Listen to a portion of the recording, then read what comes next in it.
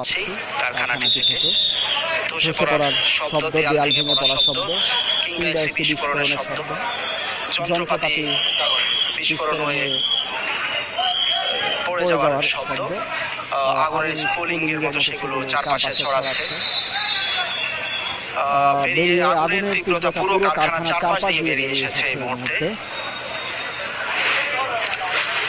এবং নিচতলা, দোতলা, তিনতলা থেকে আগুন এখন সাততলার যে আগুন, আগে 7 বা 8 তলার আগুন শুধু উপরে উঠছিল, এখন 2 বা 3 তলার আগুন আসলে 7 তলা বা 6 তলার যে আগুন, সে আগুনকে আরো বাড়িয়ে দিচ্ছে। 2 তলা, 3 তলা, 4 তলার আগুনগুলো এখন 7 তলা বা 6 তলার আগুনের সাথে একীভূত হয়েছে, ফলে যে তীব্রতা সেটি কিন্তু আরো বেশি বেড়ে গিয়েছে।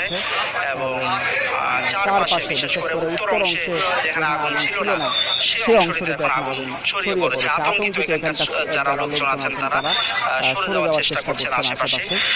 এবং যে কারখানাটি ছুটি হচ্ছে, যখনই কোনো শ্রমিকরা বের হওয়ার চেষ্টা করছেন, সেই শ্রমিকদেরকে বের করে নিয়ে আসা হচ্ছে এবং আইনশৃঙ্খলা বাহিনীর কর্মকর্তারা চেষ্টা করছেন সেই জায়গা থেকে সরিয়ে নেওয়ার।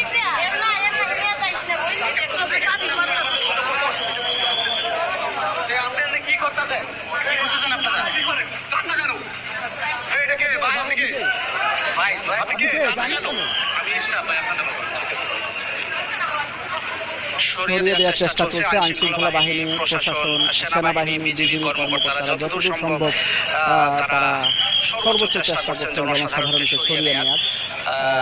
ফায়ার সার্ভিস কর্মীরাও প্রাণান্ত চেষ্টা, জীবন বাজি রেখে চেষ্টা যেটি বলা চলে সেটি চেষ্টা করছেন এবং বলছেন সব ধরনের যন্ত্রপাতি নিয়ে তারা আসলে তারা যুক্ত হয়েছেন। বাংলাদেশ নৌবাহিনী আছেন, বিমান বাহিনী আছেন, সবাই যোগ দিয়েছেন। সময় যত যাচ্ছে আগুনের তীব্রতা, ভয়াবহতা বাড়ছে। ফায়ার সার্ভিস কর্মীরা মূলত নিচের দিকে যে আগুন, সেখানে পানি ছিটানোর চেষ্টা করছেন। সেটিকে আমরা এক ধরনের নিতান্ত অপ্রতুল কিংবা ব্যর্থ চেষ্টাও বলতে পারি, কারণ এই আগুন আসলে এভাবে নেভানো আর কোনোভাবেই সম্ভব নয়।